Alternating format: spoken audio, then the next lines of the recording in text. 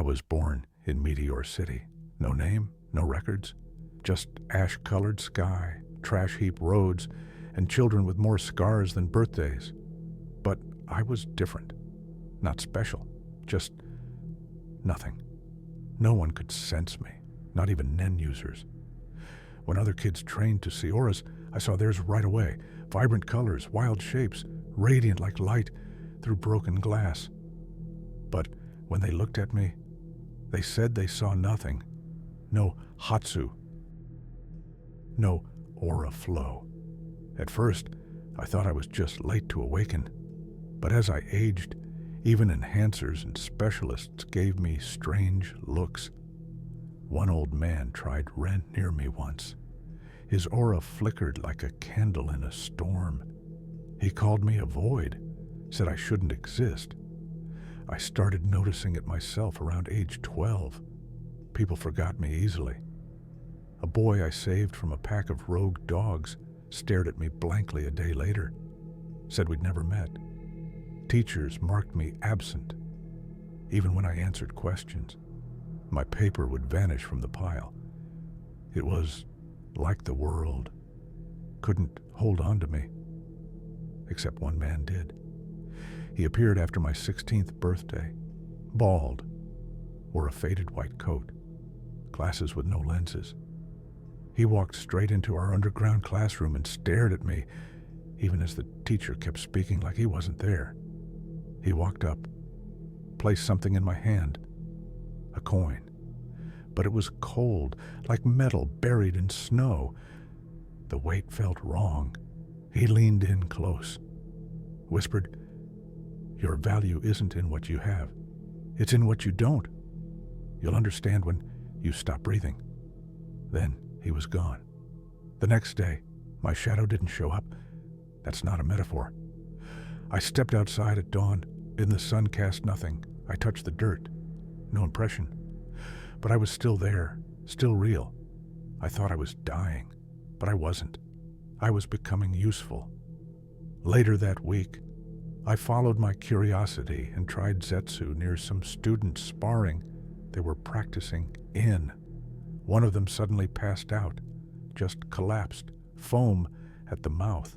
The others panicked. When I stepped back, he woke up.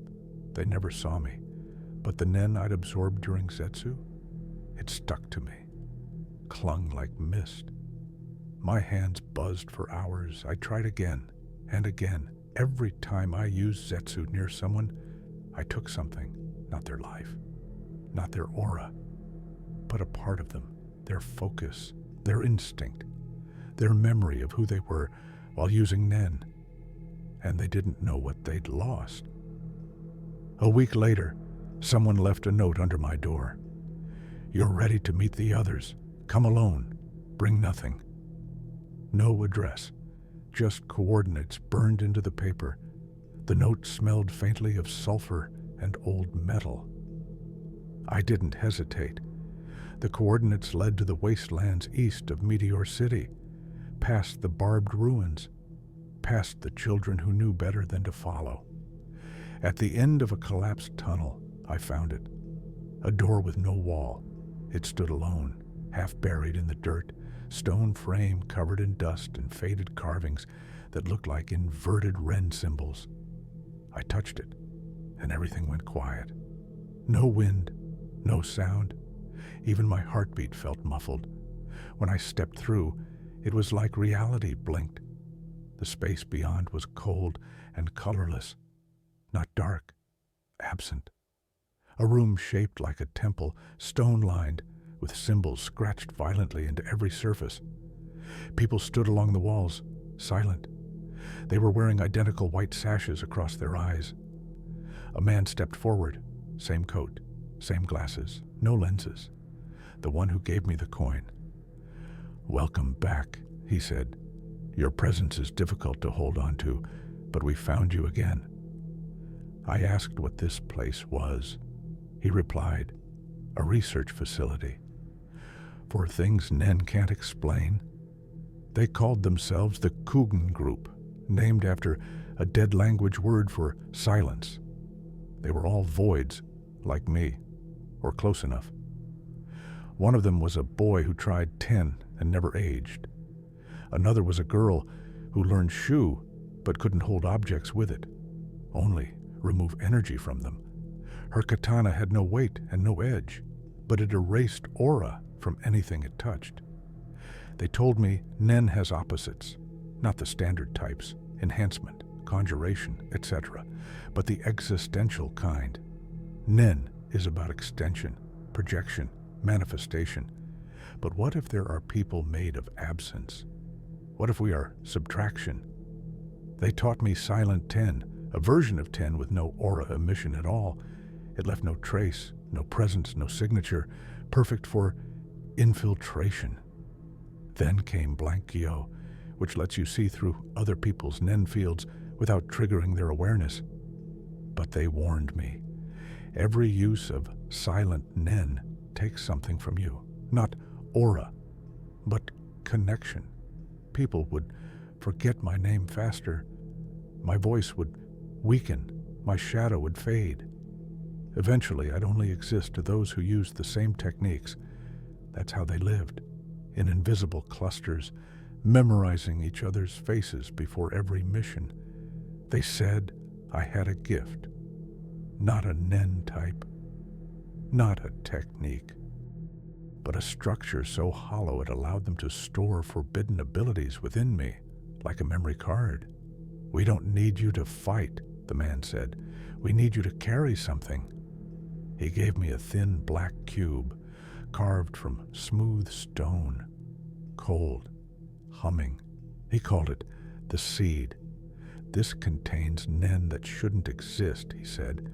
"It came from someone who died screaming, and we need you to deliver it."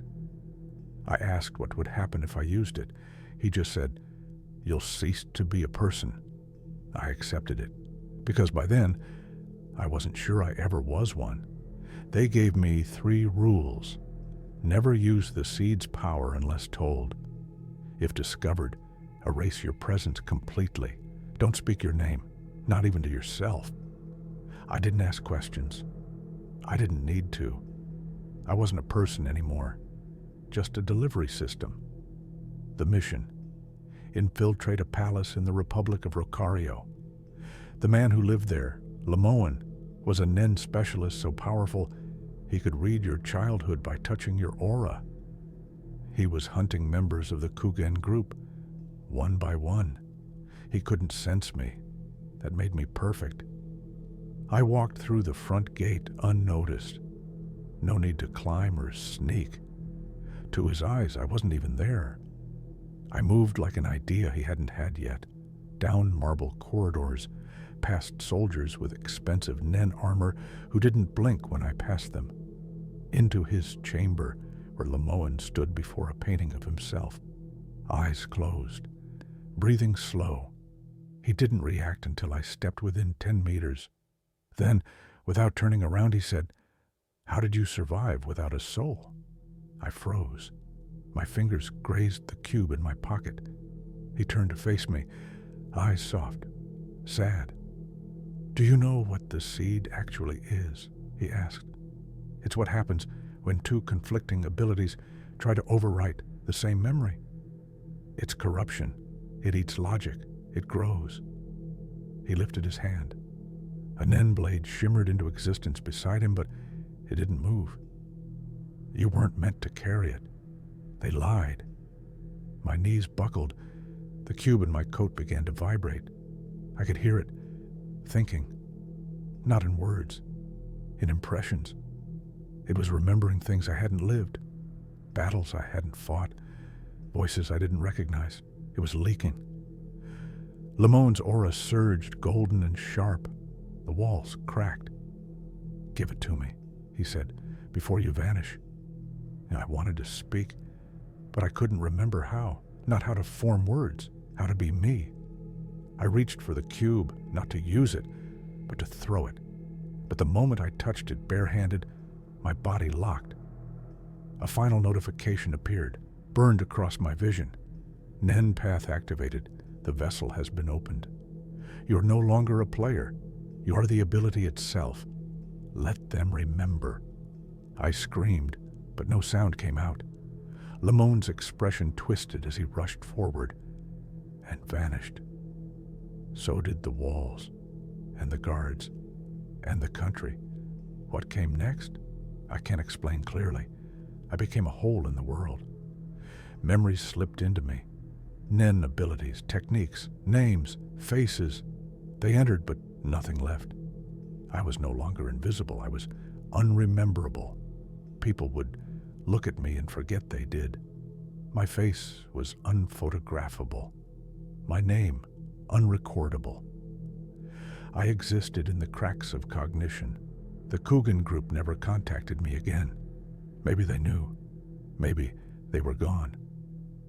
Now I drift between countries, cities. I sit in cafes and listen to strangers talk about things they forgot the moment I walked in. They say a man with no aura sometimes appears before tragic events. That looking directly at him causes missing time. They call me the quiet one. But I don't remember what I was or who.